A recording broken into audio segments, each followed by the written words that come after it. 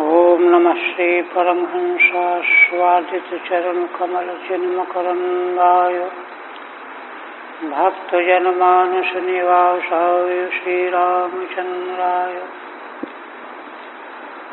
वागीशाय यस्य वदने लक्ष्मीर्यस्य च वक्षसि यस्यास्ते हृदये संवित्तं नृसिंहमहं भजे।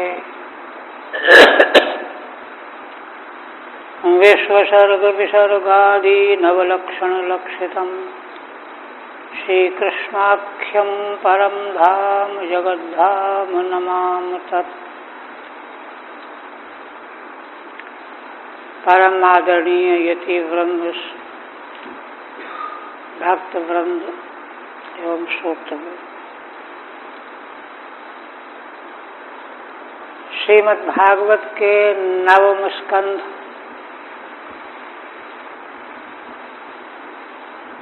के प्रथम अध्याय में सोमवंश के बीजभूत सुद्युम्न की उत्पत्ति और उनका मंगलमय आख्यान बताया गया। इसके बाद द्वितीय अध्याय में महाराज ने पुनः बहुत समय तक तपस्या किया और वशिष्ठ जी ने उनसे साधन करवाया। परम पुरुष परमात्मा की आराधना कराई। उससे इक्ष्वाकु आदि 10 पुत्र प्रकट हुए। उनमें 2 पुत्र तो वैराग्य संपन्न होकर परमात्मा को प्राप्त हो गए, उनका कोई वंश नहीं चला। और 5 पुत्रों के वंश का वर्णन हो चुका है। इसके बाद पुनः 5 पुत्रों के वंश का वर्णन हो गया, 2 वैराग्यवान हो गए, 7, 3 पुत्र शेष रहे। तो उनमें से 8वें पुत्र शर्याती के वंश का वर्णन करने के लिए तृतीय अध्याय का आरंभ हुआ है। तो उनके वंश का वर्णन करने के पूर्व महाराज शर्याती की कन्या सुकन्या, उसका मंगलमय व्रत पहले प्रस्तुत कर रहे हैं।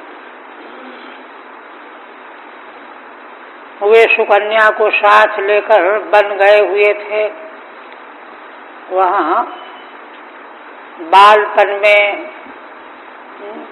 अबोध अवस्था में 2 ज्योतियों को कंटक से छिद्र करके दूषित कर दिया, तो उससे ऋषि का शाप लग गया। महाराज को जब मालूम हुआ, स्वयं सुकन्या ने बताया कि मैंने यह मुझसे भूल हुई है, तब महाराज ने च्यवन महर्षि की स्तुति की। उनका अभिप्राय जानकर उन्होंने अपनी कन्या का विवाह कर दिया और अपने राजधानी को लौट आए। सुकन्या ने पतिव्रता के समान तपस्वी अत्यंत क्रोधी पति की सेवा की और अपने सेवा से उनको प्रसन्न कर लिया। एक दिन स्वर्ग के वैद्य अश्विनी कुमार आए तो उनसे ऋषि च्यवन ने प्रार्थना किया कि आप लोग स्वर्ग के वैद्य हो, हमारा जरा जीर्ण कलेवर इसको युवा बना दो, सुंदर रूप प्रकट कर दो। और इसके बदले में हम यज्ञ में आपको सोमपान कराएंगे। ये प्रसंग हुआ, 12 तक हुआ था। अब आगे,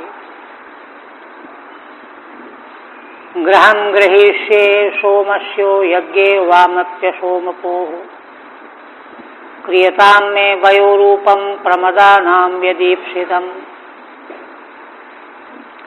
मैं आपके लिए, यद्यपि आपको सोमपान का अधिकार नहीं मिला हुआ है, किंतु सोम यज्ञ का अनुष्ठान करके मैं आप लोगों को सोमपान कराऊंगा। आप कृपा करके मेरा यह अत्यंत बड़ी आयु के कारण जो शरीर और स्वरूप, इसको सुंदर बना दीजिए। स्त्रियों को जैसा रूप अच्छा लगता है, यहाँ तक हुआ था। अब आगे, बाढ़म इत्युचतुर्विप्रम अभिनंद्य निभिषक्तमौ निमज्जतां भवानस्मिन् हृदय सिद्ध विनिर्मिते।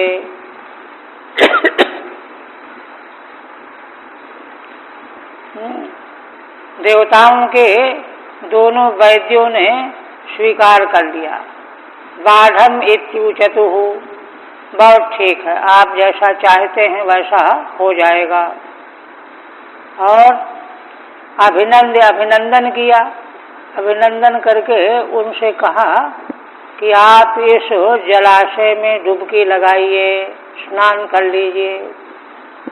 अस्मिन् सिद्ध विनिर्मिते हृदय भवान निमज्जताम, सिद्धों के द्वारा विनिर्मित इस जलाशय में आप डुबकी लगाइए। बाढ़म इत्यभिनंद्यो भवान अस्मिन् निमज्जताम इत्युचतुः, ठीक है, आप जैसा चाहते हैं ऐसा कह करके अब आप इस जलाशय में, सिद्धों के द्वारा निर्मित जलाशय में डुबकी लगाइए। इत्युक्त्वा जरयाग्रस्त देहो धमनि संततः हृदं प्रवेशतोष्वीभ्यां बलि पलित विप्रियः। भगवान सुखदेव जी वर्णन करते हुए कहते हैं कि अश्विनी कुमारों ने च्यवन महर्षि को ऐसा कह करके, अब उनकी हालत ऐसी नहीं थी कि उसमें घुस जाते जलाशय में, बड़े ग्रस्त शरीर था उनका। जरायाग्रस्त देह, वृद्धावस्था से उनका देह बहुत ही ग्रसित था, चलना फिरना मुश्किल था। धमनि संततः, उनके शरीर में धमनियां ऊपर दिखाई देती थीं, महान कृश था। इसलिए उन दोनों अश्विनी कुमारों ने स्वयं उनको सहारा देकर के जलाशय में प्रवेश कराया। अश्विभ्याम हृदम प्रवेशितः, अश्विनी कुमारों ने स्वयं इशारा करके, सहारा देकर के जल में डुबकी लगाई, क्योंकि बलि पलित विप्रिय, अधिक अवस्था से शरीर की त्वचा पक गई थी और रूप भी बिगड़ गया था, ऐसे उनको प्रवेश कराया। हृदम प्रवेशिता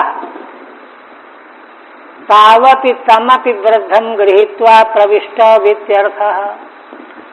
उन वृद्ध ऋषि को पकड़ करके वे दोनों अश्विनी कुमार भी जलाशय में प्रविष्ट हो गए। अब सहारा देना पड़ेगा तो खुद भी प्रविष्ट होना पड़ेगा। स्नान करके बाहर निकले। पुरुषास्त्रय उत्तस्थुर अपीच्या बनिता प्रिया पद्मस्वज कुंडलिन तुल्य रूपा सुवाससा। स्नान करके 3 पुरुष ऋषि को मिला करके 2 अश्विनी कुमारों को लेकर के 3 पुरुष ऊपर प्रकट हुए, डुबकी से ऊपर उठे। अपीच्या, जो अत्यंत सौंदर्य से परिपूर्ण थे, बनिता प्रिया, जैसा स्वरूप स्त्रियों को प्रिय लगता है। गले में कमल के फूलों की माला धारण किए हुए हैं, कानों में कुंडल शोभित हो रहे हैं, तीनों के तुल्य स्वरूप हैं और तीनों के सुंदर वस्त्र हैं। ऐसे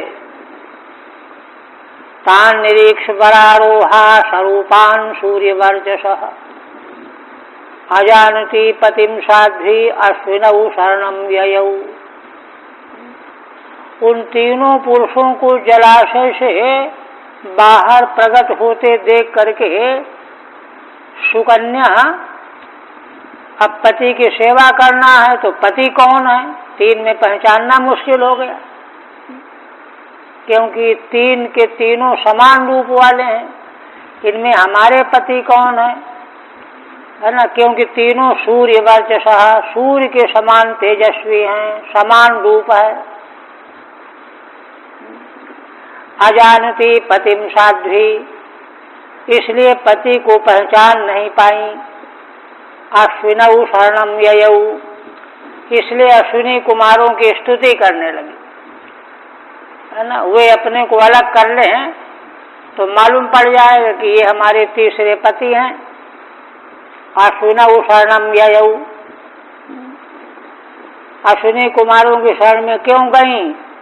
युवाम पृथक स्थित्वा मत्पतिम दर्शयतमिति, आप लोग अलग खड़े हो जाओ तो तीसरे मेरे पति सिद्ध हो जाएंगे। इस प्रकार की प्रार्थना की। दर्शयित्वा पतिम तस्यै पातिव्रतेन तोषितौ ऋषिमामन्त्र्य ययतुर्विमानेन त्रिविष्टपम्। सुकन्या के उस पातिव्रत धर्म के पालन से अश्विनी कुमार दोनों देवता बड़े प्रसन्न हो गए, संतुष्ट हो गए। इसलिए उन्होंने स्वयं ही अपने को दोनों को अलग कर लिया और अब तीसरे उसके पति सिद्ध हो गए। इस तरह से पति को अलग बता करके और ऋषि च्यवन को से आज्ञा मांगी, अब आज्ञा दीजिए, हम चलना चाहते हैं।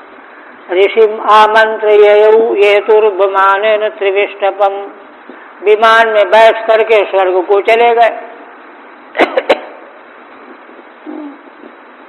ठीक है। यक्ष्माणोऽथ शर्यातिश्च्यवनस्याश्रमं गतः ददर्श दुहितु पार्श्वे पुरुषम सूर्यवर्चसम। थोड़े समय के बाद महाराज शर्याती यज्ञ करने का संकल्प करते हैं, यज्ञ करना चाहते हैं, तो उनको च्यवन ऋषि के पास आना हुआ। इन्हीं के द्वारा यज्ञ संपन्न कराना चाहते थे।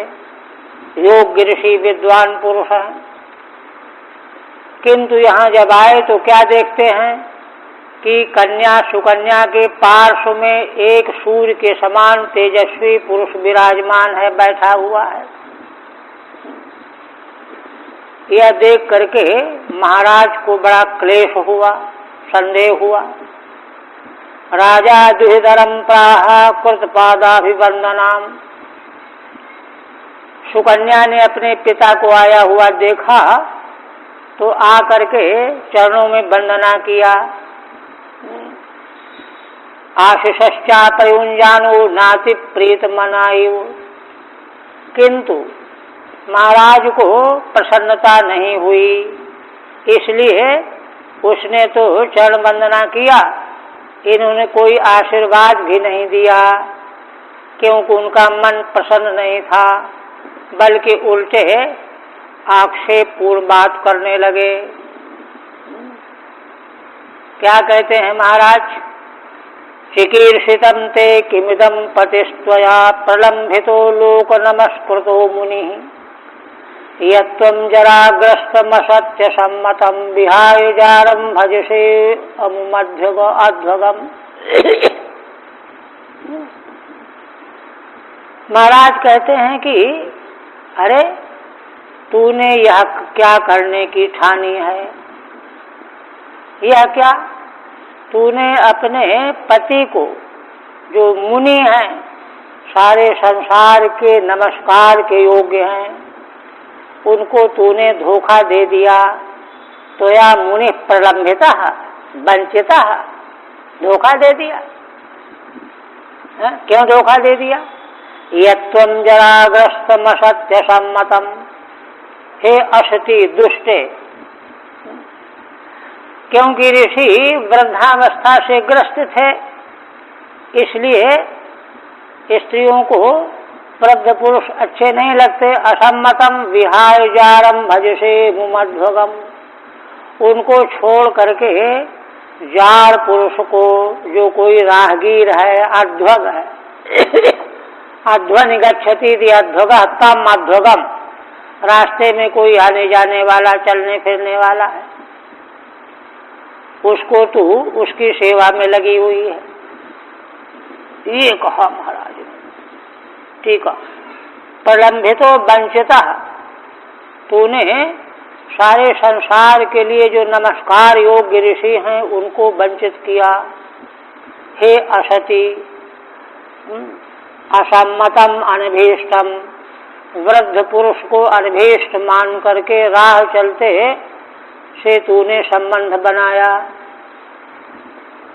कथम मतिस्ते अवगतान्यथा शताम कुल प्रसूते कुल दूषणम त्विदम। पुनः कहते हैं कि यह तेरी मति बुद्धि ऐसी कैसी हो गई? क्यों? यथा शताम कुल प्रसूते कुल दूषणम त्विदम, तू सत्पुरुषों के कुल में जन्म लेने वाली है, सत्पुरुषों के कुल का यह दूषण है, चरित्रहीनता है। इस प्रकार से है ना, दूसरे पुरुष से संबंध बनाना, ऐसी बती तेरी कैसे हो गई? विभर्षिजारम यद पत्रपाकुलम, तू निर्लज्ज होकर के जार पुरुष के पास है ना, अधपत्र यद अपत्रपाकुलम, अपत्रप माने निर्लज्ज, तूने कुल का नाश किया, दोनों कुल का, पितुश्च भर्तुश्च नयश्च धस्तमः, पितृकुल का और अपने पति के कुल का, दोनों कुलों का तूने नाश किया है। आघातपात कर रही है। हे शताम कुल प्रसूते, सत्पुरुषों के कुल में जन्म लेने वाली है ना, तूने तव मति अन्यथा तद विपर्येण कथम अवगता, यह तेरी बुद्धि उल्टी कैसे हो गई? अवसन्ना अध्यवसिता इति वा, माने तूने अपनी बुद्धि में यह उल्टी बात कैसे निश्चित कर ली, पति को छोड़ देना। तदेवा, उसी को कहते हैं कुल दूषणम त्विदम इत्यादि। यह तो दोनों कुलों को दूषित करने वाला आचरण है। पिता का कुल और पति का कुल, दोनों कुल दूषित होते हैं। इस प्रकार से जब महाराज शरियाती ने कहा तो एवं ब्रुवाणम पितरम स्मयमाना शुचिस्मिता वाच तात जा माता तवैष भृगुनंदन। इस प्रकार से पिता कह रहे थे, उनकी बात सुन करके स्मयमाना, कुछ मुस्कुराती हुई, पवित्र मुस्कान वाली शुचिस्मिता। मुस्कान में पवित्रता का कारण क्या है? सच्चरित्रता। सच्चारित्र जो है मुस्कान की पवित्रता का कारण है। और स्मयमाना का अर्थ यह है, माने अपने पातिव्रत धर्म का एक गर्व है, स्वाभिमान जिसको कहते हैं। वाच तात जा माता तवैष भृगुनंदन, सुकन्या ने उत्तर दिया कि हे पिताजी, ये ही आपके जामाता भृगुनंदन च्यवन ऋषि हैं, आप इनको पहचान नहीं पा रहे हैं, ये जाड़ पुरुष नहीं है। ये कहो तो अच्छा, ऐसे कैसे हैं ये, पहले तो ऐसे नहीं थे। तब स्वयं कह रही है सुकन्या, शशंस पित्रे तत्सर्वं भयो रूपाभिलंभनम विस्मितः परम प्रीतस्तनयाम परिशस्वजे। अपने पिता से सारी घटना का क्रम बताया सुकन्या ने। भयो रूपाभिलंभनम, कैसे इनको नई अवस्था और सुंदर रूप कैसे प्राप्त हो गया। विस्मितः परम प्रीतः, वह समाचार सुनकर के महाराज बड़े विस्मित हो गए और साथ में बड़े प्रसन्न हो गए। अब तो प्रसन्न होकर के तनयाम परिशस्वजे, पुत्री को गले से लगा लिया, प्रेम करने लगे। और असल में यह अवसर असल में पतिव्रतात्व धर्म के फलस्वरूप ही यह महिमा प्राप्त हुई। पत्नी अपने धर्म के बल पर सब कुछ प्राप्त कर सकती है, पति के लिए भी प्राप्त करा सकती है। ये धर्म का रहस्य है, इसलिए बड़ा उत्कृष्ट चरित्र है, आख्यान है। जहाँ पूरी पूरी संभावना है उपेक्षा की, ऐसे समय में भी दृढ़ता बनाए रखना, अपने धर्म के मार्ग में दृढ़ बने रहना। इसीलिए देखिए, धर्म के 10 लक्षण जो कहे गए हैं, उसमें आदि लक्षण क्या है? धृति। धृति क्षमा दमोस्तेयम शौचमिंद्रिय निग्रह। धृति पहला धर्म का लक्षण। धैर्य अगर नहीं है, थोड़े में इधर उधर हो गया, वो धर्म का को संभाल नहीं सकता। पिता महाराज शरियाती को भ्रम इसीलिए तो हुआ, है ना? वो स्वभावगत दोष को पहचानते थे, इसलिए उन्होंने अच्छा और कोई उनको चिन्ह दिखाई पड़ा नहीं, ऐसी दृष्टि उनकी थी नहीं। सुकन्या की तो महती दृष्टि थी। इसी देखिए कई लक्षण हैं। जब तीनों पुरुष एक जैसे प्रकट हुए सरोवर से, तो बिना पहचान किए सेवा में प्रवृत्त नहीं हुई। पति को पहचानना, तो सारे लक्षण जो हैं दृढ़ता को लेकर के, तो इसलिए बड़े प्रसन्न हो गए। परम प्रीतस्तनयाम परिशस्वजे। असल में ये मंगल में उत्कृष्ट है ना, उत्कृष्ट आख्यान ही तो लीला कथाओं के सुनने का अभिप्राय है। इससे धर्म के मार्ग में दृढ़ता आती है। इसके बाद सोमेन यजि याजयन वीरम गृहम सोमस्य चागृहीत आसोमपोरप्यश्विनोश्चवनश्वेन तेजसा। अब महाराज शरियाती तो महर्षि के आश्रम में यज्ञ करने के लिए आए ही थे, और देखिए अच्छा ये भाव भी उनके मन में संकल्प उठा, क्योंकि ऋषि ने संकल्प किया था कि हम यज्ञ के द्वारा तुमको सोमपान कराएंगे। वो तो त्रिकालज्ञ ऋषि हैं, उनके संकल्प को फलित करने के लिए महाराज स्वयं यज्ञ का संकल्प लेकर के आ गए। अन्यथा उनके पास क्या सामग्री, कहां से यज्ञ करेंगे। तो उन्होंने सोमेन याजयन वीरम, वीरम राजानम, गृहम सोमस्य चागृहीत, सोम यज्ञ का अनुष्ठान करवाया महाराज के द्वारा। असोमपोह अप्यश्विनोह, यद्यपि अश्विनी कुमारों को सोमपान का अधिकार नहीं मिला हुआ है, किंतु नहीं मिला है तो फिर कैसे कर रहे हैं? च्यवन स्वेन तेजसा, किंतु महर्षि च्यवन ने अपने तेज से, अपने प्रभाव से, देखिए है ना, इस भारत भूमि के धर्मात्मा ऋषि देवताओं के यहाँ भी हस्तक्षेप करने का सामर्थ्य रखते हैं। यमराज को मांडव्य ऋषि ने तो साथ दे ही दिया। ये सामर्थ्य है धर्म और तप का, ठीक है नहीं।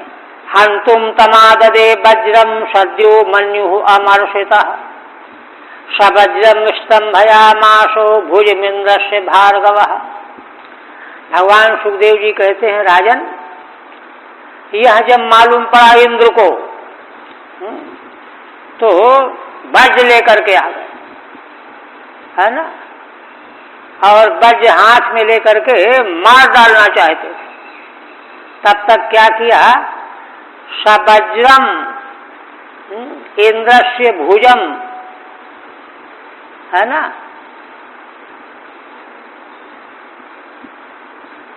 पहले है सद्यो मन्यु अमर्षिता। इंद्र का स्वभाव है कि क्रोध बहुत जल्दी आ जाता है। क्यों आ जाता है? सद्यो मन्यु, तुरंत क्रोध आ जाना, क्योंकि उनमें सहनशीलता नहीं है ना। देवलोक के ऐश्वर्य का अभिमान है, अमर्षिता, इसलिए तुरंत हाथ में वज्र लेकर के मार डालना चाहते थे। तब तक इंद्रस्य सवज्रम भुजम स्तंभयामास, वज्र के सहित इंद्र के भुजा को रोक दिया ऋषि ने अपने तपोबल से। अब न हाथ इधर जाए न उधर जाए न नीचे आवे, रुका हुआ है। ये परिस्थिति आ गई। सद्य तत्क्षण में मन्युर्यशसा इंद्र, तत्क्षण इंद्र को क्रोध आ गया सोमपान करते देख करके अश्विनी कुमारों को।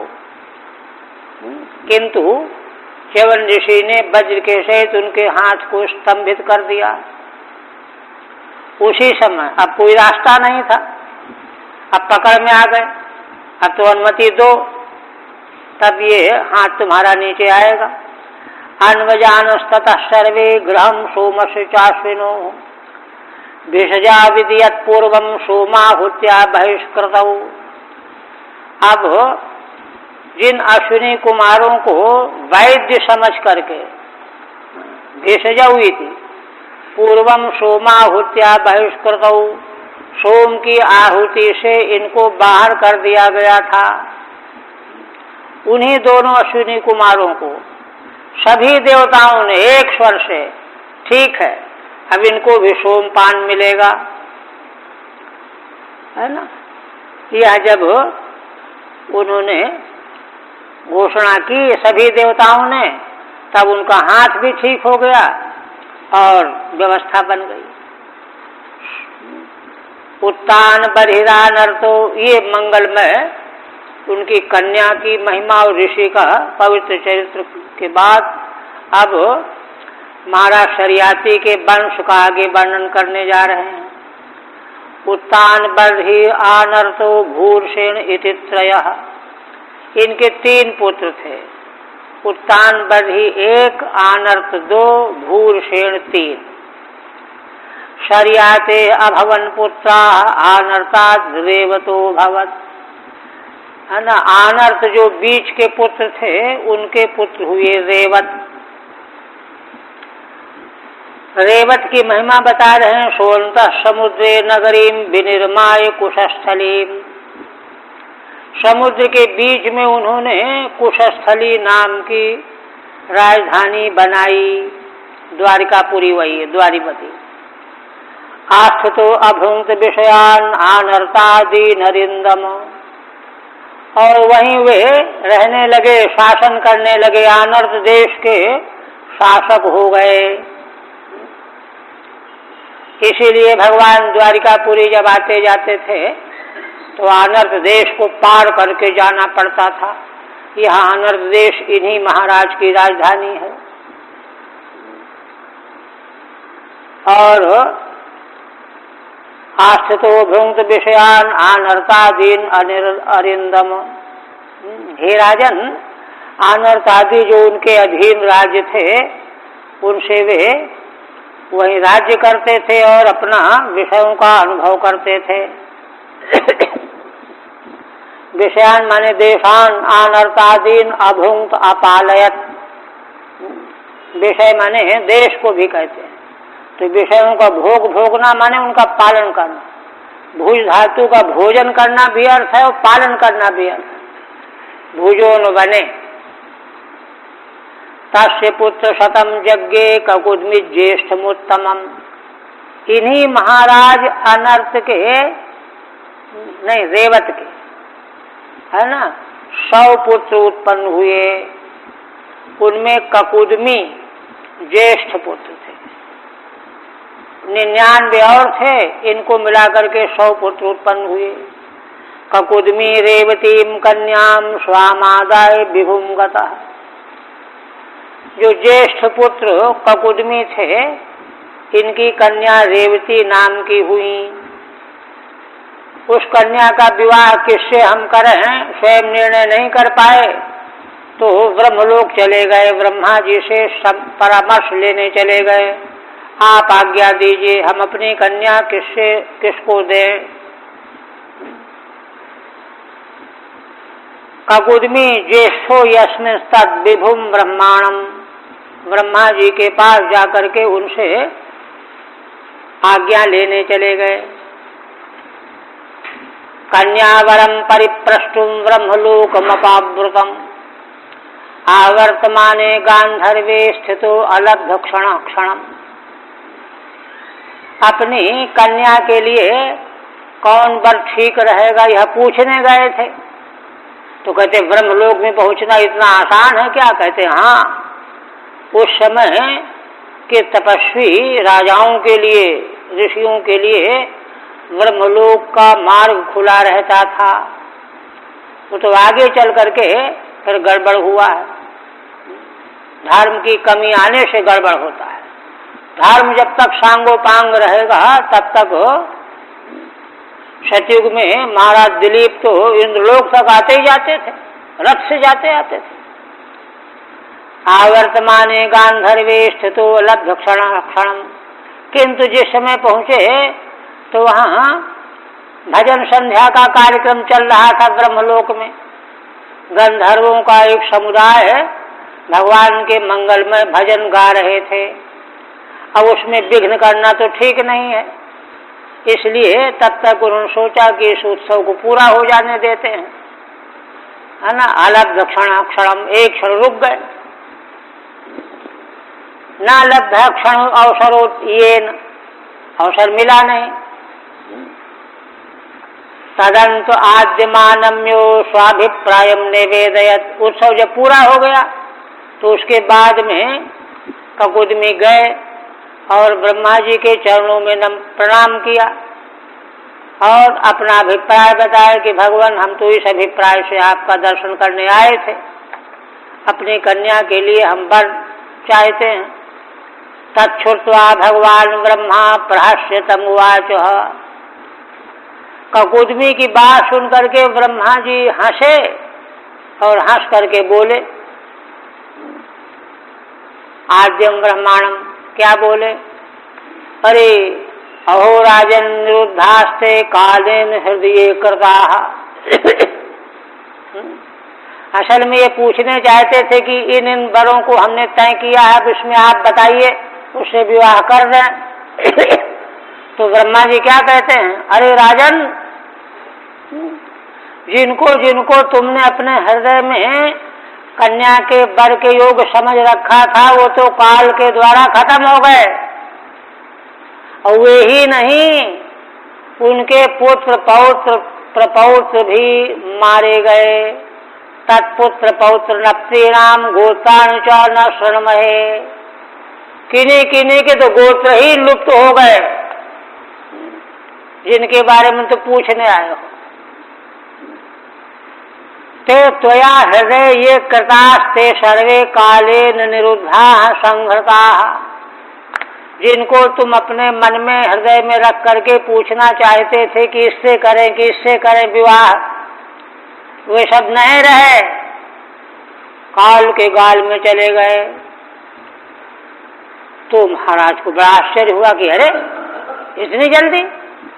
तब कहते जल्दी नहीं, तुमको होश नहीं है। कालो भी आतस्त्रिनव चतुर्युग विकल्पिता, त्रिनव माने नवत्रिक 27 चतुर्युगी निकल गई।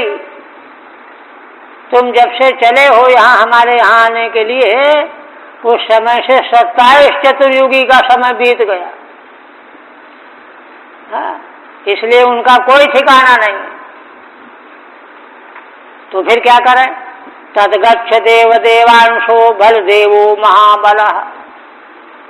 इसलिए हे राजन, तुम जाओ, इस समय देवों के देव भगवान के अंश के रूप में महान बलशाली बलदेव जी अवतार लिए हुए हैं, भगवान के अंश हैं। उन्हीं बलदेव जी को अपनी कन्या अर्पण कर दो। ठीक है। त्रिनव माने 27 चतुर्युगानी, 27 चतुर्युगी निकल गई। तैर विकल्पितो विभक्ता, यो देव देवस्यांशोस्ति तस्मै नर रत्नाय देहि। देव देव भगवान, उनके जो अंश हैं, शेषावतार हैं, उनको तुम, वे नर रत्न हैं, उनको अपनी कन्या अर्पण कर दो। ये ब्रह्मा जी ने कहा। कन्या रत्नमिदं राजन नर रत्नाय देहि भोः, भू भारावतारायो भगवान भूत भावना। तो कहते हैं कि नर रत्न कैसे कह रहे हैं? तो बता रहे हैं कारण। कहते हैं देखो, पृथ्वी के भार को दूर करने के लिए साक्षात भगवान अवतीर्ण हुए हैं, और अपने अंश के सहित तो उन्हीं भगवान के अंश हैं बलदेव जी। इसलिए नररत्न हैं, उनको तुम कन्या सौंप दो। तदेवाह भुवैति अवतीर्णो निजांशेनो पुण्य श्रवण कीर्तन इत्यादिष्टोभिवन्द्याजम नृपस्वपुरमागतः। तो महाराज सोचने लगे कि अरे भगवान को पृथ्वी का भार उतारने के लिए अवतार क्यों लेना पड़ा? वे तो संकल्प से नाश कर सकते थे दुष्टों का। तो ब्रह्मा जी बताते हैं, सीधे साधे लोग, सच्चे लोग, शंका हो गई तो हो गई। इसलिए ब्रह्मा जी कहते देखो, भगवान ने अंश के सहित अवतार इसलिए लिया है, किस लिए लिया है? पुण्य श्रवण कीर्तना। भगवान के मंगलमय लीला चरित्र सुनने में और कीर्तन करने में पुण्यप्रद हैं। तो इसलिए भगवान ने अवतार लिया है कि ऐसे लीला चरित्र करेंगे जो सुनने में, कीर्तन करने में पुण्यप्रद होंगे। तो उनको लोग सुन लेंगे और कुछ लोग कीर्तन करेंगे तो उनको पुण्य प्राप्त हो जाएगा, क्योंकि आगे चल करके वे लोग धर्म की उपेक्षा करेंगे। तो कम से कम भगवान का पुण्य यश सुन करके उनको पुण्य मिल जाएगा। इसलिए वे अवतार लेकर के आए हुए हैं। इत्यादिष्टोभिवन्द्याजम नृपः स्वपुरमागतः। यह जब ब्रह्मा जी ने आज्ञा दिया तो महाराज उनके चरणों में वंदना करके अपनी राजधानी को लौट आए। अब तो वही करना है जो ब्रह्मा जी ने कहा है। त्यक्तम पुण्यजनत्रासाद भ्रातृभिर्दीक्षवस्थित। किंतु यहाँ आते आते वहाँ कहीं राजधानी का ठिकाना ही नहीं था। उनके सारे बंधु बांधव, कुल के लोग यक्षों के भय से, त्रास से भयभीत होकर के सब इधर उधर भाग गए। पूरब पश्चिम उत्तर दक्षिण कोई ठिकाना नहीं, कौन कहाँ जी रहा है, पड़ा हुआ है। ये देखा करके अब कन्या का विवाह कैसे करें, किस तरह से करें? तो ब्रह्मा जी ने तो आज्ञा दे ही दिया था, सुताम दत्वा नवद्यांगीम बलाय बलशालिने। तुरंत उन्होंने कहा कि अब कुछ नहीं करना है, संक्षेप में ही कन्या दान कर देना है। अनवद्यांगी कन्या को बलशाली भगवान बलदेव को सौंप दिया महाराज ने। कन्या के विवाह से उनको निवृत्ति मिल गई और तुरंत अब सभी तो चले गए थे, कोई डर के मारे, कोई मर गए थे। बदरियाख्यम गतो राजा तत्तुम नारायणाश्रमम। अब वे वहां से कन्या का विवाह करने के बाद बद्री धाम में चले गए। नर नारायण भगवान के आश्रम में वहीं रह करके तपस्या करेंगे, शेष जीवन व्यतीत कर देंगे, क्योंकि चौथे पन्नप कानन जाही सूर्य वंश के राजाओं का स्वभाव है। वही किया महाराज। पुण्य जन त्रासात यक्ष भयात पूर्वमेव चिरम पुरम तद भ्रातृभिस्त्यक्तम। बहुत समय बीत गया। पुण्य जन माने यक्षों के भय से, त्रास से इनके पूर्वज साथी भाई आदि पहले ही राजधानी को छोड़ करके भाग गए थे। इसलिए संक्षेप में ही कन्या को भगवान बलदेव जी को अर्पण करके और स्वयं तपस्या करने के लिए बद्रिकाश्रम चले गए। हरि ओम तत्व श्रीमद् भागवते महापुराणे नवम स्कंधे तृतीयोध्याय। ओम भगवदर्पणमस्तु। अब इसके बाद देखिए बहुत उच्च कोटि का प्रसंग आ रहा है 2 अध्याय में। महाराज अम्बरीश का आगे कहते हैं, श्रीधर स्वामी कहते हैं, चतुर्थे मनुपुत्रस्यो नभगस्य कथोच्यते। 5, 2, 7, 1, 8 पुत्रों का वंश और 2 विरक्त मिला करके हो गए। 2 पुत्र बचे, नभग और इक्ष्वाकु। तो नभग का चरित्र यहाँ प्रारंभ कर रहे हैं 2 अध्याय में, उनके वंश का। और फिर आगे इक्ष्वाकु जो सबसे बड़े पुत्र है उनका वंश विस्तार से चलेगा। तो चौथे अध्याय में कहते हैं मनुपुत्रस्यो नभगस्य कथोच्यते। महाराज मनु के पुत्र नभग की कथा कही जाएगी। कहते हैं कि उनकी कथा क्या कही जाएगी? कहते हाँ, तत्सूनोश्चाम्बरीशस्यो। नभग की कथा में उनके पुत्र अम्बरीश की कथा आएगी। कृत्या प्रतिहतायतः, है ना, उनके पुत्र अम्बरीश के ऊपर कृत्या का आक्रमण किया था दुर्वासा ने, किंतु है ना भगवान की कृपा से उनसे कृत्या प्रतिहत हो गई, लौट गई, स्वयं नष्ट हो गई। यह चरित्र जो है वर्णन किया जाएगा।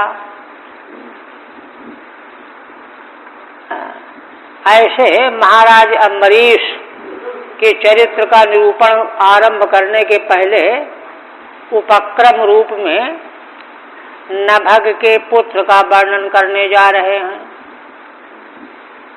क्या कहते हैं? श्री शुकवाच,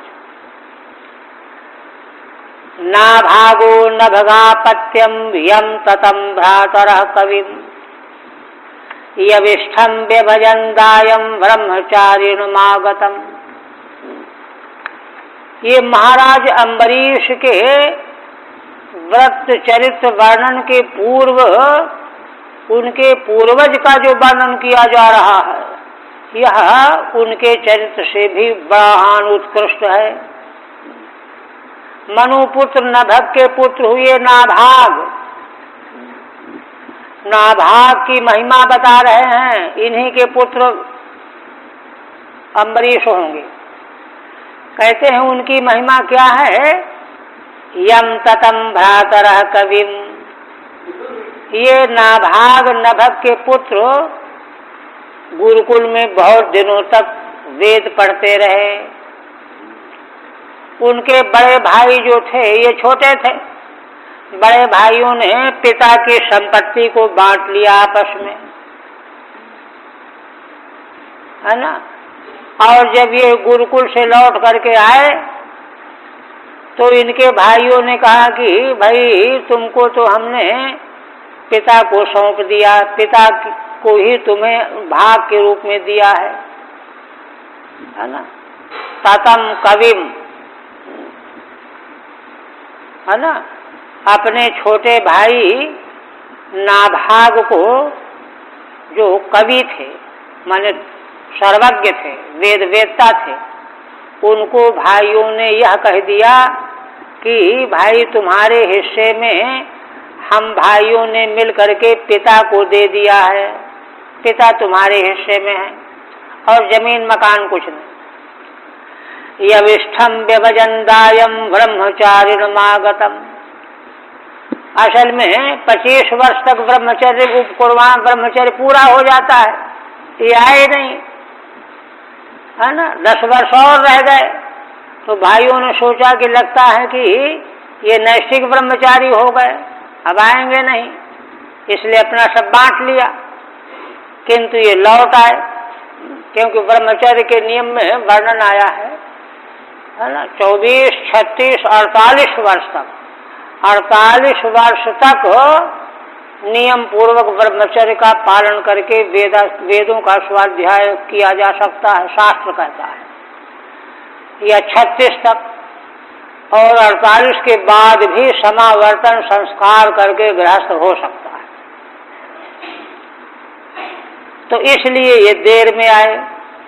तो उन्होंने कहा कि हमारा हिस्सा कहाँ है, तो कहा तुम्हारे हिस्से में तो पिताजी को हमने दे दिया है। यविष्ठम व्यभजनदायम ब्रह्मचारिणमागतम। ठीक है, कहते हैं कि नभगस्य वंशमाह, मनुपुत्र नभग का वंश वर्णन करने जा रहे हैं। नभगस्यापत्यम नाभागः, नभग के पुत्र हुए नाभाग। नाभागाद अम्बरीशो महाभागवत भागवतो अभूदिति। इन्हीं नाभाग से अम्बरीश भगवान उनके महान भक्त हुए। यह बात आगे कहनी है।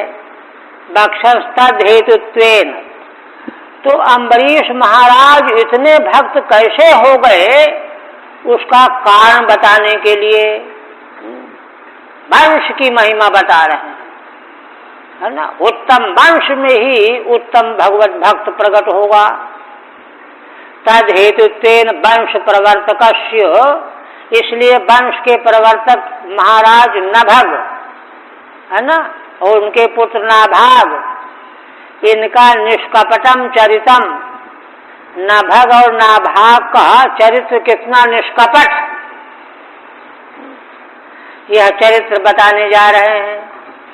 तेन तु श्री रुद्र प्रसाद माह, इनके निष्कपट चरित्र को ही देख करके आगे आ रहा है भगवान शिव रुद्र ने प्रसन्न होकर के इनको तत्व ज्ञान दिया था और यज्ञावशिष्ट सारा धन अर्पण कर दिया था। ये निष्कपट चरित्र की महिमा है। भगवान निष्कपट व्यक्ति से प्रसन्न होकर के सब कुछ दे देते हैं। उन्हीं के पुत्र अम्बरीश होंगे। यम ततम इत्यादिना ब्रह्मचारिणम बहुकालम गुरुकुले बसंतम, ब्रह्मचारी रूप में बहुत समय तक गुरुकुल में रहे, है ना। तो बड़े भाइयों ने सोचा कि लगता है यह नैष्ठिक हो गए। नैष्ठिको असाविति मत्वा विभाग समय तस्मय भागम अप्रकल्प्यैव। जब बंटवारा होने लगा तो दूसरे बड़े भाइयों ने उनको कोई भाग ही नहीं लगाया कि वो तो आएगा नहीं, नैष्ठिक हो गया। भ्रातरः सर्वम दायम विभज्य गृहीत्वा, बांट करके ले लिया सबों ने। पश्चात गुरुकुलागागतम, और ये पीछे आए 36 वर्ष में आए हो, है ना। आगतम यम भागार्थिनम, है ना, कविम विद्वांसम, है ना। वो चाहते थे कि भाई हमारा गुजारा कैसे चलेगा, हमारा कहाँ हम रहेंगे, क्या खाएंगे। विद्वान थे, कवि थे, सबसे छोटे भाई थे। यविष्ठम प्रति ततम तातम पितरम दायम व्यभजन नित्यर्थः, है ना। हम लोगों ने भाई सबसे छोटे भाई के लिए पिता को ही भाग के रूप में कर लिया है, बांट दिया है। इसी बात को आगे कहने जा रहा है। क्या कहते हैं, भ्रातरो अभांत किम मह्यम भजाम पितरम तव। पहले नाभाग ने आकर के पूछा कि हे भाइयों, आदरणीय भाइयों, हमारे हिस्से में क्या है, कोई कोठरी पोठरी है कि नहीं। और तो उन भाइयों ने उत्तर दिया कि भैया हम लोगों ने आपके लिए पिता के, आपको हिस्से में पिता को दे दिया है। बस ठीक है, कुछ नहीं बोले। पिता के पास गए और उनको प्रणाम करके कहने लगे कि हमारे भाइयों ने आपको हमारे भाग में दिया है। माने प्रसन्न हुए और कि बहुत अच्छा हुआ, हमको पिता मिल गए, है ना। त्वाम ममार्यास भजाऊं पितरम तव त्वाम ममार्यास तथा भांशु। पिता के पास जाकर के कहने लगे कि आपको हमारे भाइयों ने हमको दिया है अभांशु। तब पिता ने कहा कि नहीं नहीं, तुम्हारे बड़े भाई वंचक हैं, इस बात को तुम न स्वीकार करना। माँ पुत्र तदादृथा, इस बात का अपने भाइयों का तुम आदर मत करना, क्योंकि पिता को भाग देना, पिता से कोई जीविका चलेगी क्या। ये तो छल कपट की बात है। इसी बात को एतदेव प्रश्नोत्तराभ्याम दर्शयति तत्र नभगा पृच्छति। नभग पूछते हैं, हे भ्रातरः मह्यम किम अभांत। अरे हे बड़े भाइयों, मुझे आप लोगों ने क्या दिया है। व्यभजंत कम भागम मदर्थम आर्या श्रेष्ठा में मम। श्रेष्ठ लोग भाइयों, आप लोगों ने मेरे लिए क्या भाग दिया है। यूयम प्रकल्पितवन्तः भ्रातरः आहु। बड़े भाइयों ने उत्तर दिया, हाँ, सदा विस्मृतमस्माभिः। भाई उस समय हम लोग भूल गए थे। इदानीं तो तौ पितरम विभजाम। अब तुम पीछे दिखाई पड़े हो, तो अब हम तुमको पिता को दे देंगे। त्वं पितरम गृहाणेत्यर्थः। आप अपने भाग के रूप में पिता को ले लो। ठीक है, आप जो दे रहे हैं वही ठीक है। सच पितरम गत्वा।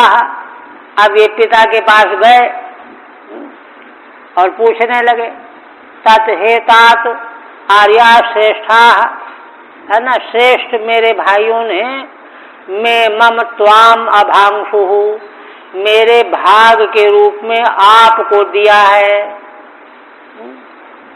भागम चक्रुहु मदीयो भागस्त्वमित्यर्थः। तात्पर्य क्या हुआ, मेरा भाग आप हो। पाठांतरे हे तात किमिदम ममा भांशु भजाऊं पितरम तवेत्युक्तवन्तः। कहीं कहीं पाठांतर है, तो उसमें गुरुकुल से आकर के इन्होंने पूछा कि हे भाई, आप लोगों ने मुझे क्या दिया है। किमिदम ममा भांशु। तब उन्होंने कहा कि भाई हमने तुम्हारे हिस्से में पिता को दिया है। इत्युक्तवन्तः आर्यास्त्वाम मह्यम किमर्थम ददुरित्यर्थः। इसलिए आपको उन्होंने किस लिए दिया है, पिता। अब पिता कह रहे हैं, हे पुत्रक, तत्तैरुक्तम माद्रथा, अपने बड़े भाइयों के द्वारा कही हुई बात का आदर मत करो। प्रतारण मात्रम तै कृतम, उन्होंने तुमको प्रताड़ित किया है, धोखा दिया है ना। तस्मिन् नादरम मां कार्षीहि, तुम उसमें आदर करके स्वीकार न करो। क्यों क्यों स्वीकार न करें? नहीं अहम दायु भोग साधन इत्यर्थः, जैसे धन संपत्ति भोग का साधन बन जाती है, ऐसे पिता थोड़े भोग का साधन बन जाएंगे।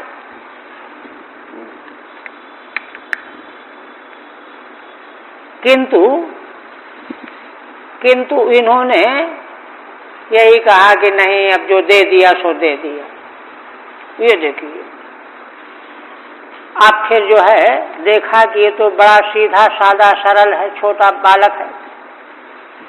अब पिता को भाग के रूप में दिया गया है, तो पिता को चिंता हुई कि इसका खर्च कैसे चलेगा। तो क्या कहते हैं, देखो, इमे अंगिरसः सत्रम आसते अद्य सुमेधसः, षष्ठम षष्ठमुपेत्याह कवे मुह्यन्ति कर्मणि। हे पुत्र वत्स, ये अंगिरा गोत्र के ब्राह्मण है ना, बड़े बुद्धिमान है, सुमेधसः बुद्धिमान है, किंतु ये लोग एक 12 दिन का यज्ञ का अनुष्ठान कर रहे हैं।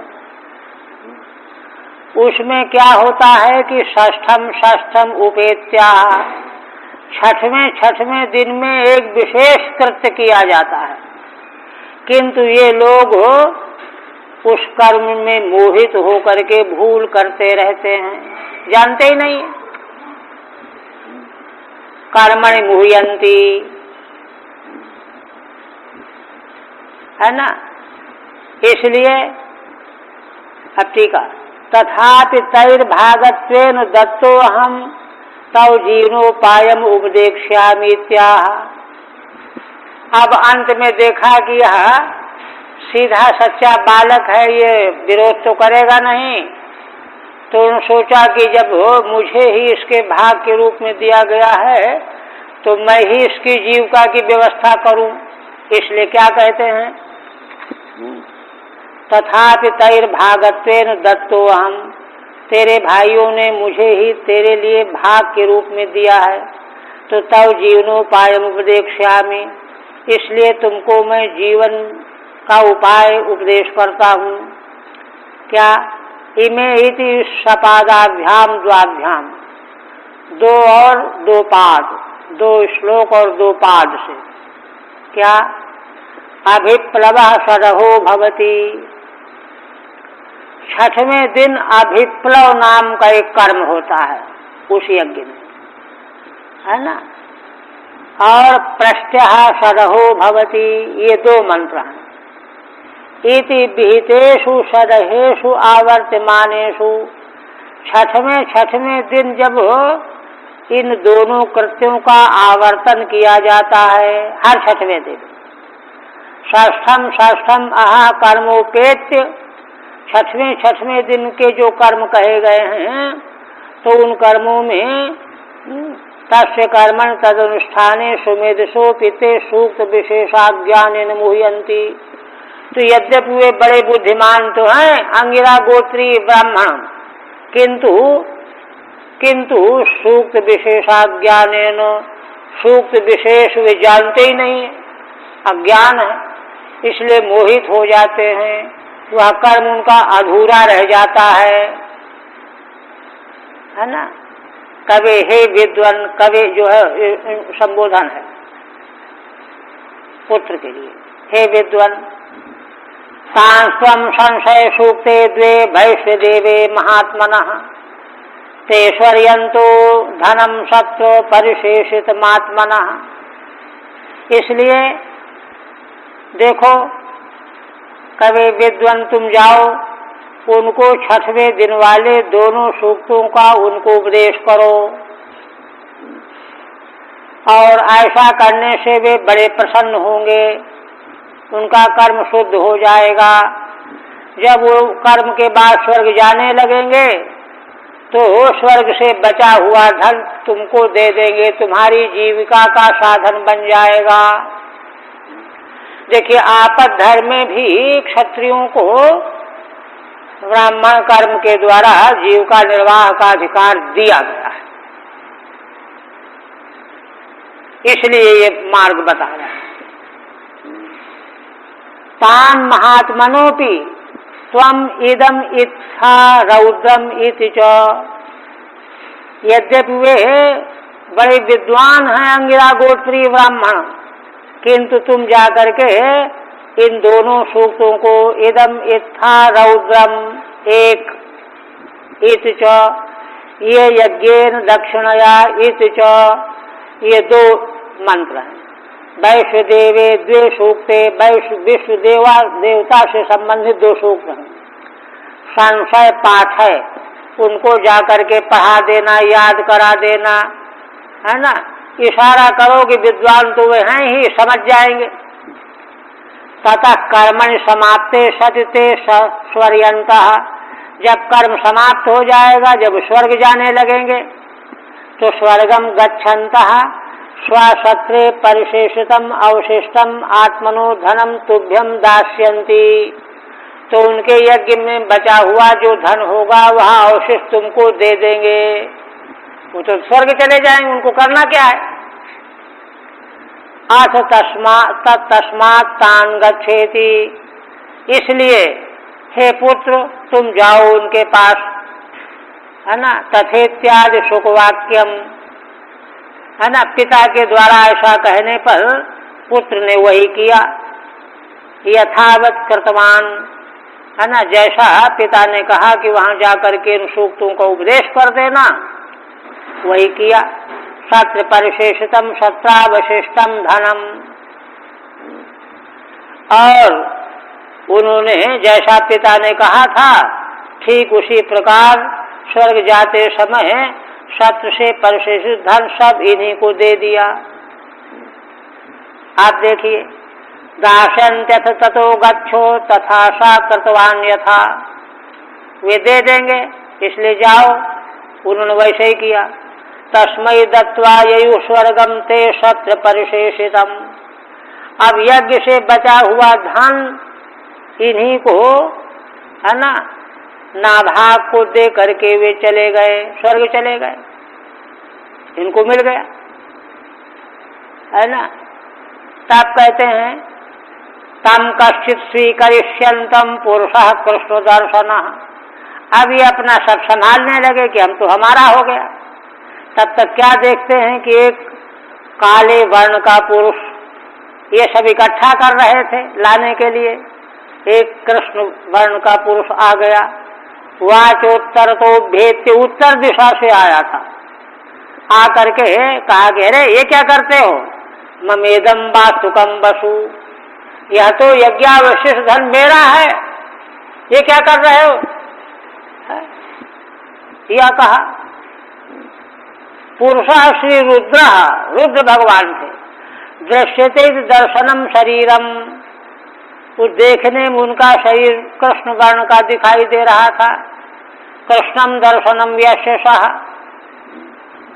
वास्तुकम यज्ञ भूमिगतम वसुधनम मम इत्युवाच, रुद्र भगवान ने आकर के यज्ञावशिष्ट धन में मेरा अधिकार है, तुम कैसे ले जा रहे हो। ममेदम ऋषिभिर्दत्तम इति तर्हिष्णु मानवः स्यान्नौ ते पितरि प्रश्नः पृष्टवान् पितरम तथा। तो अब इस पर कवि ने क्या कहा कि नहीं नहीं, इसको तो यज्ञ करने वाले ब्राह्मणों ने मुझे दिया है। ऋषि भी इदम दत्तम मम, ऋषियों ने मुझे दिया इसलिए मेरा है।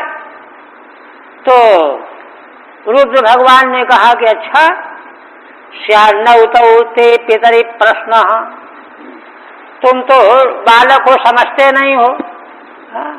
तुम जा करके तुम कहते हो कि मेरा है, हम कहते हैं कि मेरा है, इन दोनों पक्षों में निर्णय तुम्हारे पिता देंगे, उनसे पूछ करके आओ। श्यान नौते पितरे प्रश्न, तुम्हारे पिता से प्रश्न करो जाकर के। प्रश्नवान पितरम तथा, तुरंत गए वे पिता के पास जाकर के पूछने लगे। तनिष्म तदैव ममेदमिति मानवो नभग उवाच, जब ये कहा कि मेरा है, पुनश्च रुद्र उवाच नो नौ आवयो अस्मिन् विवादे ते पितर प्रश्न स्यादिति, है ना, हम दोनों के विवाद में तुम्हारे पिता से पूछना पड़ेगा। पृष्ठवानित शोकोक्ति, इसलिए भगवान सुखदेव जी कहते हैं कि ये चले गए, लौट गए और पिता से पूछने लगे जाकर के। यज्ञ वास्तुगतम सर्वम उच्छिष्टम ऋषय क्वचित चक्रो विभागम रुद्रायो सदैव सर्वमर्हति। पिता से जब प्रश्न किया तो पिता ने उत्तर दिया, ओ ठीक कहते हो, यज्ञ का धन जो भी है, यह जो है ऋषियों ने पूरी तरह से तय कर दिया है कि वह रुद्र भगवान का अंश होता है। दक्ष के यज्ञ में यह निर्णय कर दिया गया है। चक्र विभागम रुद्राय सदैव सर्वमर्हति, इसलिए हे पुत्र, वे ठीक कहते हैं, वे भगवान रुद्र हैं, उन्हीं को सब कुछ लेने का अधिकार है, साफ साफ कह दिया। प्रष्टस्य मनोर्वाक्यम यज्ञ वास्तुगतमिति, प्रश्न करने पर वे उत्तर दे रहे हैं कि यज्ञ वास्तु के भीतर जो धन है, उच्छिष्टम उर्वरितम, बचा हुआ है, क्वचित दक्षाध्वरे, कहाँ निर्णय किया गया? दक्ष के यज्ञ में। दक्ष के यज्ञ में यह निर्णय कर दिया गया है। उच्छेषण भागो वै रुद्र, यज्ञ का उच्छेषण भाग रुद्र का है। श्रुति भी कहती है किंच सा देव ईश्वर सर्वमप्यर्हति। दूसरी बात है कि वे तो देव हैं, भगवान हैं, वो तो सब कुछ के अधिकारी हैं। किम पुनर्यज्ञावशिष्ट मित्यर्थ, यज्ञावशिष्ट की ही क्या बात है, वे तो भगवान ईश्वर हैं, उनको तो सब कुछ मिलना चाहिए। इसलिए जाओ, न भगस्तम प्रणम्याह तवेश किल वास्तुकम, ये तुरंत लौट करके आए। और लौट करके आकर के कहने लगे कि भगवान, हमारे पिता ने यही कहा है कि यह धन आपका ही है। इत्याह में पिता ब्रह्मन् शीर्षा त्वाम प्रसादय, है ना, अब मैं आपके चरणों में सिर रख करके प्रसन्न कर रहा हूँ, आप मुझे क्षमा कर दीजिए, मैंने अपराध किया, आपके वस्तु को अपनी वस्तु मान लिया था। इस तरह से विनम्रता पूर्वक निवेदन किया। अब इस प्रकार के निष्कपट पिता का भी, मनु का और स्वयं का यह विचार सुन करके रुद्र भगवान प्रसन्न हो गए और कहने लगे, यत्ते पिता बदधर्मम त्वं तु सत्यम प्रभाषसे। देखो, तुम्हारे पिता ने धर्म का निर्णय दिया है और तुम सत्य बात बोल रहे हो। ददामिते मंत्र दृशे ज्ञानम ब्रह्म सनातनम, इसलिए वेद मंत्र के तो तुम दृष्टा हो ही, अब मैं तुमको सनातन ब्रह्म का ज्ञान दे रहा हूं, ये कह दिया। एक तो ये, और दूसरी बात और, गृहाण द्रविणम दत्तम मत्सत्रे परिशेषितम। देखो, इस यज्ञ में परिशेषित धन तो मेरा था, इसको अब तुम ही ले लो, मैं तुमको स्वेच्छा से दे रहा हूं। धन भी दे दिया। इत्युक्त्वांतर्हितो रुद्रो भगवान सत्यवत्सलः, ऐसा कहकर के रुद्र भगवान अंतर्धान हो गए, क्योंकि वे तो भगवान सत्य के वत्सल हैं, सत्य के पक्षपात करने वाले हैं। इदमाख्यानम श्रुति प्रसिद्धम, श्रीधर स्वामी कहते हैं कि आख्यान जो है ऐतिहासिक माने पौराणिक नहीं है, श्रुति में इसका उल्लेख किया गया है। तथा ही बहव्रज ब्राह्मण का वचन है। नाभानेदिष्ठं संसति नाभानेदिष्ठं वै मानवं ब्रह्मचर्यं वसंतं भ्रातरो निरभजन सो अब्रवीत इत्यादि ये वचन है बहव्रज शाखा के ब्राह्मण में। नाभाग है ना, उन्होंने जो है उपदेश किया और वे मनु के वंश के थे, ब्रह्मचर्य का पालन करके आए। भाइयों ने उनको कोई भाग नहीं दिया, उनको हिस्से में पिता को दे दिया, पिता ने उनको यज्ञ में भेजा। ये सब सारे संकेत इन मंत्रों से मिल रहे हैं, इसलिए यह वैदिक आख्यान है। कहते हैं इस आख्यान के स्मरण का फल बता रहे हैं। ये तत्संपरेत संस्मरेत प्रातः सायं च सुसमाहितः कविर्भवति मंत्रज्ञो गतिम चैव तथात्मनः। भगवान सुखदेव जी कहते हैं कि राजन, इस आख्यान को, प्रसंग को, चरित्र को, व्रत को, कितना बड़ा त्याग, कितना बड़ा निश्चल व्यवहार, इसका कोई व्यक्ति प्रातःकाल सायंकाल समाहित होकर के स्मरण करता है तो स्मरण करने वाला कवि हो जाता है, सर्वज्ञ हो जाता है, मंत्र का ज्ञाता हो जाता है। असल में धर्म का फल क्या है? सांगोपांग अंतःकरण को विशुद्ध कर देना। सांगोपांग अंतःकरण विशुद्ध होने पर सत्य ही तो रह जाएगा, और रहेगा क्या? तब सारा धर्म, सारा वेद अपने आप प्रकाशित हो जाता है। ये बात कह रहे हैं। सायं प्रातः सायं समाहितः कविर्भवति मंत्रज्ञो गतिम चैव तथात्मनः। एक तो मंत्र का ज्ञाता हो जाएगा, कवि हो जाएगा, और आत्मा की गति को जान जाएगा। ये फल है। अस्याख्यान से स्मरणे फलमाह यही तदिति आत्मनो गतिम च प्राप्नोति इति शेषः। फिर कहते हैं नाभागादंबरीशो भून महाभागवत कृति। इन्हीं नभग पुत्र नाभाग से अम्बरीश नाम के पुत्र हुए थे, जो महान भागवत हुए। देखिए कुल और वंश की महिमा है। महाभागवत कृति नास्पशद ब्रह्म शापोपि यम न प्रतिहत क्वचित। उनकी महिमा संक्षेप में कह रहे हैं कि ब्रह्मा का शाप भी, ब्राह्मण का शाप भी, दुर्वासा का शाप भी उनको छू नहीं सका। यम न प्रतिहत क्वचित, और जो है उलट गया। ऐसी महिमा है, ऐसे महाराज के वंश में जन्म लेने वाले महाराज अम्बरीश की। क्वचिदपि न प्रतिहतः ब्रह्म शापोपि। देखिए, ब्राह्मण का शाप आज तक कहीं सुना नहीं गया कि गड़बड़ हो गया हो, लगता ही है। तो जो ब्राह्मण का शाप इतना प्रकृष्ट होता है कि आज तक कोई दृष्टांत नहीं कि व्यर्थ चला गया हो, किंतु वह शाप भी दुर्वासा का दिया हुआ शाप अम्बरीश को छू नहीं सका,